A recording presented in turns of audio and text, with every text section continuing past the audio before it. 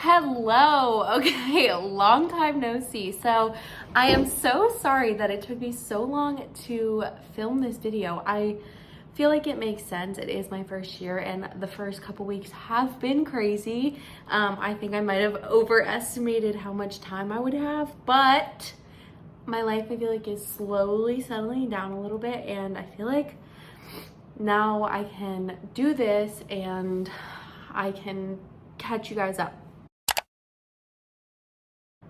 All right, so I kind of think this video would be cool if it was, like I promised, a little bit about what I did the first day / first week, and then how I honestly felt about it, and then just a little bit recap of the last 4 weeks or 3 weeks.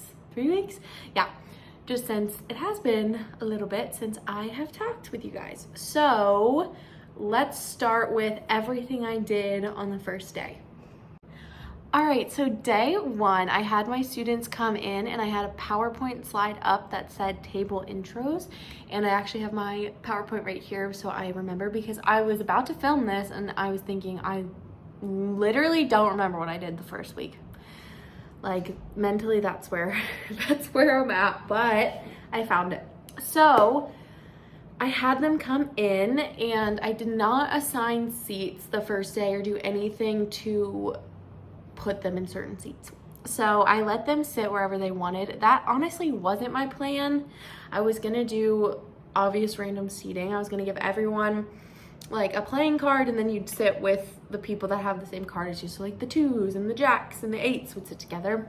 But I again overestimated my abilities in the moment, just because kids came in late and then there was less kids than I thought, or more kids than I thought, and then all my cards were mixed together and it was just too much. And I kind of just let that go because it just wasn't gonna happen. So starting there, looking back on it, I think it's I love that, but I don't know if that's great for the first day. I don't know how I feel about like seating on the first day, because I have this mixed philosophy where I kind of want students to come in and feel social and pick their seats and kind of be with their friends as a little bit of a comfort. But then I think about the kids that might not have friends in the class or are just a little bit more nervous or a little shy.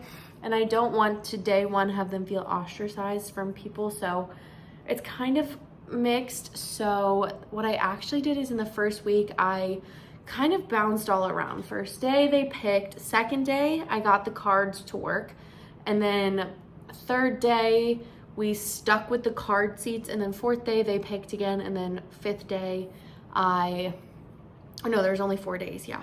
So it was, they picked, then we did cards, then they sat where they're in the same seats 2 days in a row, and then on the last day I let them pick again. So I don't know. I don't think it was super planned on my end. I was just doing what was convenient for me in the moment, honestly, and it worked out fine.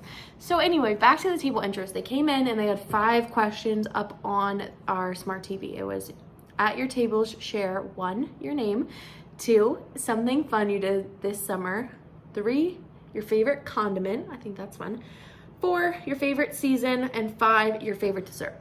I just wanted some quick talking points that weren't school related at all, like not math related, not academic, just something where kids who maybe aren't comfortable yet, and I mean that's most of them, it's the first day of school, it's the first day of high school for a lot of my students, so I just wanted silly, like lighthearted questions. I would definitely do this again next year. I think it's fun. In the first week I did table intros every day, especially because their seating was changing a lot, so I would keep that. I think that was a fun way to start class. Okay, the next thing I did actually went way better than I thought. So after we did table intros, I let people, come in, and I let them talk a little bit until it started to get more quiet. That was probably like after the bell rang, maybe 5-6 minutes. I mean, some kids were a little quieter and they were done talking in like a minute or two, and then other kids were catching up after summer, so I was just kind of letting it go. After we did table intros though, we played a Miss Case trivia on Kahoot that I made. That I thought would be like, who likes Kahoot anymore? Because I did Kahoot when I was in high school, and I'm like, there's no way that these kids still like Kahoot. I mean, 1, it's outdated, and 2, after virtual learning, I feel like we're over it.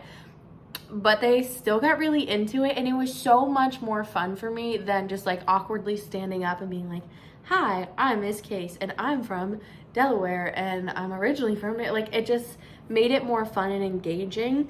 And I told them like how I introduced it was, none of you know me, I'm new to this school and I don't know any of you, so I'm allowing you today to make assumptions and take your best guesses. It's obviously, you're just guessing, you don't know any of this. And it was really funny because some of them, they would like look at me and be like, no, she's definitely from North Carolina, which is so random. Everyone thought I was from a southern state, and then everyone thought I was a Cancer. I put my zodiac sign am I just for fun.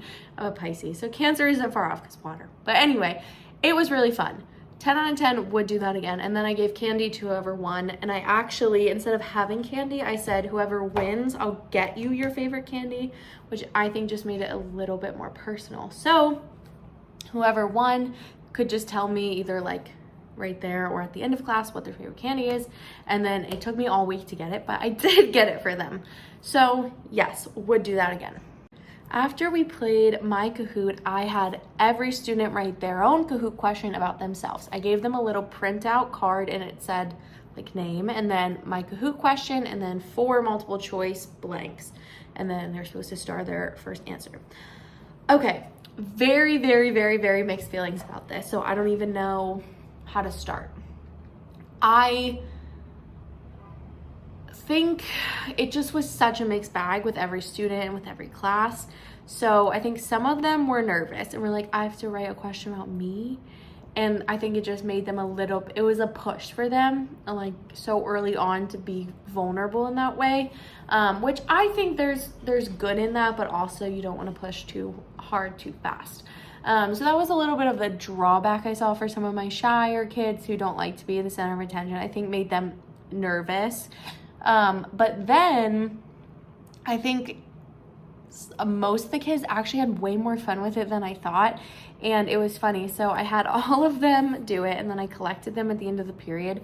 One thing I want to say about this is so many of them didn't tell me what the correct answer was, which made it impossible because I can't make the Kahoot without knowing the answer. So if I did this again, I would definitely make it make it somehow that they know they have to tell me the answer. I mean, it was on the instructions, but obviously kids don't read directions. So, that was another problem I had. But anyway, I collected all of my classes, which is, I have 5 classes, all of their slips. And then at the end of the first day, I was like, there is no way I'm going home and typing in 150 Kahoot questions. Like, I can barely read some of the kids' handwriting. 1, that's just a lot of work. And then 3, that was weird. 1, 2, 3. And then 3, like some of them didn't even tell me the answer. So then it kind of fell apart when it was time to make it. But then in my head, I was like, the kids aren't going to care that much. They're like, I don't know, some of them didn't even seem into it. Like, it's not a big deal. We'll just move on and I'll look through the questions and whatever.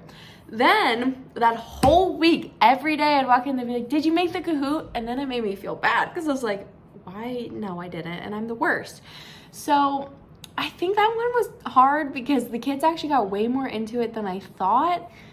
But it's very unrealistic to think that I'm going to make 5 separate Kahoots with 150 questions in one night after the first day of school. Like, that's a lot. So my revision I would make to it, which I was actually talking to one of my like really good friends at school who's another math teacher about it, and she had a cool idea and was like, well, what if you do that but then you play the Kahoot at the end of the quarter, so the whole quarter can be like, try to really get to know people because we're going to play that Kahoot, and whoever wins and knows the most about their classmates, like, you'll win a prize, whatever. And I thought that was super cool because it helps. My problem with it is way too much in too little time, and it also is fun because they get to know that it's coming back, so then maybe they'll get to know each other. I mean, I think realistically in high school, though, like, this happened to me anyway, they forgot about it after the first week. So I don't know, if it might be weird if in a month I'm like, here's our Kahoot, but it's always a version. I think I didn't love it, but I also didn't even do it right. I didn't even make the Kahoot, so it could have been really fun. I actually made it for one of my periods because it was 14 kids and I was like, I can do that. And we played it and they had a lot of fun with it. And it was interesting because they'd be like, a student's name, like, who is that? They don't even know each other. So even if they don't remember the question, they get to know each other's names. Long story short, I think I would do something like that. I like the idea of it, but I would tweak it because it was unrealistic for me as the teacher. So after they got to like have some fun time making their Kahoot question, I had to go over the syllabus, which I didn't want to. I really thought about not doing that the first day, but I just know some kids like to know, and that's what makes them comfortable, is to know the expectations, how the classes run. So probably 90% of the kids in there tune it out. They've heard 5 other syllabuses be read to them that day, like they're not interested in it, but I think it has to be addressed at some point. Like, the kids need to know this information. I mean, honestly, they'll learn it as the class goes on, but we'll just spend 5 minutes going over it. So I very quickly had my syllabus up and kind of didn't read off of it, but just summarized the really important parts of the class.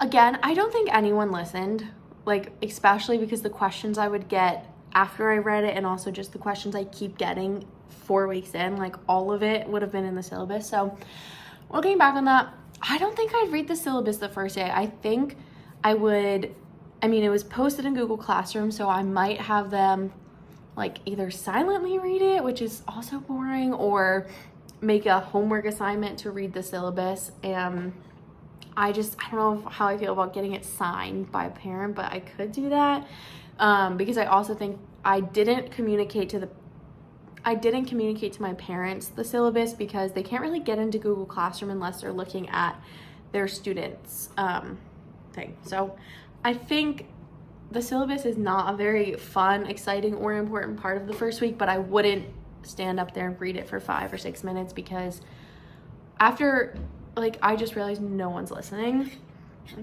And I think there's a better way to get that information out. Maybe just post it and tell them it's there and send it to an email to all the parents, I think is what I would do next year. And then maybe just have a very quick Q&A, just read through it for a couple minutes. If we have questions, great. If we don't, we're just gonna move on. So that's how I feel about that. Okay, the last thing I had them do is fill out a get to know you Google form. Right off the bat, oh my gosh, the first question on my Google form is, what is your preferred name and pronouns? So I thought I didn't need to have a separate thing for name because that question is asking for your name, but half the kids just told me he, his, she, her, and I'm like, whose is this? So if I were to do that again, I think I would just have name be the first one, and then a second question just is this the name you go by, you want to go by, whatever. I like that I asked that, but I just need them to actually put their name on it because then I have a bunch of responses and no idea whose they are. So the first question after that I asked was, what is something fun you did this summer? I think that question is boring and I'm annoyed that I put that on there because who cares? They're probably getting asked that in every class, and I think that was lame. I wouldn't put that in there again. Then I said, what do you think is your biggest strength as a math learner? I thought that was I liked that I did that. But of course you're gonna have the kids that say none, don't have any, not good at math, whatever, which I expected. But I think it's for those that actually responded and told me something they think that they're strong at, it was good to know. So next I said, if you had to rate yourself as a math learner on a scale of 1 to 5, what would you rate yourself? And then I put under it, I'm going to ask this question at the end of the year, and my hope and dream is to see everyone's confidence grow. Because I didn't want kids to be oh, I'm not confident, now my teacher knows it, why does she care? I wanted it to be this is where you're starting, and we're gonna see how much more confident we can get over the school year. And I had that just as a 1 to 5 scale. Really like that question, would put that in again. Next, I said, on a scale of 1 to 5, how are you feeling about being back in school this year? I thought that was a really interesting question to see the responses to. Again, it was a 1 to 5 scale in the Google form, and I had a lot of low scores, which I don't know if it surprised me, but I don't know, like kinda. So again, I think that's helpful information for me because I can kind of gauge as a class, like, where's morale at right now? Like, are we kind of excited, ready that it's like a non-COVID year at all, or are we kind of like not good? So would ask that again. Then I said, when is your birthday, and would you be comfortable with your birthday being acknowledged in class? My intention with this question is to write down all of my students' birthdays in a calendar, and like anyone who wasn't comfortable with it being acknowledged, obviously I wouldn't acknowledge it, but everyone who said like, sure, don't care, yes, that's fine, do a little something fun for their birthday, just like sing them happy birthday as a class, or maybe get them some candy that they like, whatever. Again, similar to the Kahoot, did not go through 150 Google Forms and fill that out. So I liked that idea in theory, but didn't really work out, and I don't think I'd do that again because, again, it's unrealistic. I'm not going to go through that, and it's just, I like the idea of it, but I don't think it worked super well. And then, of course, I said, is there anything else you want me to know? I don't think any kid really answered that. Like, everyone said, left it blank or said NA, no, nope, no, like, whatever. So I think I'm gonna put that in next year if I do something like this, just in case there is a kid who wants me to know something, but I mean, most kids don't respond to that. So anyway, that was the Google form. I like the Google form because I can collect it all in one spot, and it does give me a lot of information, and it's very easy to click through. Like, I can sort it by student, or I can sort it by question, or whatever. And I had 5 separate Google Forms for all my classes, so I could just like look at one class at a time. I think this is always good just to gauge some information. I don't know, like, it doesn't really matter if it's Google Form or not, but I would do something like that again next year. I want to know my students. I want to know how they're feeling about being back. I want to know how they feel about themselves as a math learner. So yes. Now I'm gonna be honest with you, the rest of the week, complete blur. I don't know. I kind of had it planned to not start content until second week. And I don't know, kids say they don't want to jump right into it, but I do think these like get to know you filler activity kind of things, the burnout on them is real. Like, after even a full day of going from class to class to class to class, doing these, it's like, okay, that's enough. Like, so I think what I would do next year is something similar on the first day to all the get to know you stuff. On the second day, jump into like a fun thinking task or math game. Some examples that I did this first week, but I wish I started sooner, because I think I actually didn't do them until Thursday or Friday, and Wednesday was, so we didn't have school Monday, but Tuesday was all the get to know you stuff. Wednesday I did more of this kind of stuff, and I didn't think that was super great. And then Thursday and Friday we did kind of more of a mix of get to know you, but more focused on math games. So one game that was really fun that the students really liked is 24. So it's a game, I don't know if a lot of people know this or not, but it's a game you get 4 numbers and you have to use any operation to make 24 out of those 4 numbers. So you just like throw up 4 numbers on the screen, and then as a table, they're trying to turn those numbers into 24. That game was fun. We also did a game where you use 4 4s to make every integer from 1 to 20.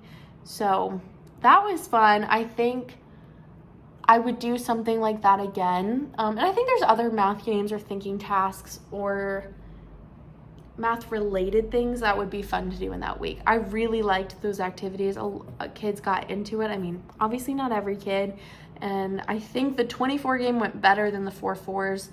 The 4 4s was a little harder, and I think they just didn't engage quite as much, but I also think maybe I didn't make it sound as exciting as the 24 game, so it's also on me a little bit. But to recap, I want to do more of those next year. I think maybe even starting out with one of those games on the first day, and then the second day kind of like going to do more get to know you stuff where it's a little bit more structure, but I think it could be fun to just come in and start doing fun stuff, like fun tasks where we all can collaborate and think, because that's what I want the class to look like. So yeah. So anyway, that was kind of a ramble, but I just wanted to catch up. This was more of a weird style video. As my honest review, I mean, overall, I enjoy my job, I enjoy my school, I enjoy my students, and I enjoy my staff and my administration. I don't have a lot of complaints about it.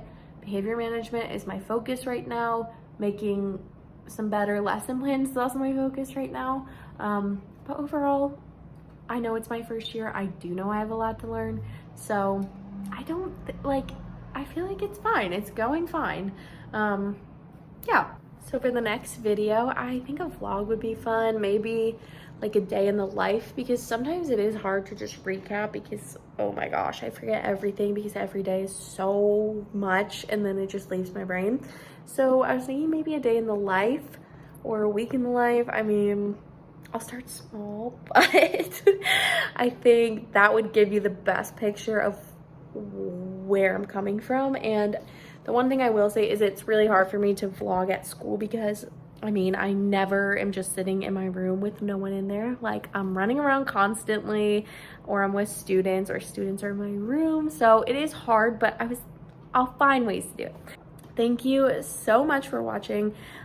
It was honestly really therapeutic for me to just recap my first couple weeks, and I had a lot of fun making this video. And I apologize if it was a little boring because I was just sitting here talking, but I hope for people that are in the profession and are wondering, like, what do you even do on the first couple days of school, I hope that was helpful. And if not, it was helpful to my future self, because I know some things I would do and wouldn't do. Anyway, please subscribe, leave a comment, like this video.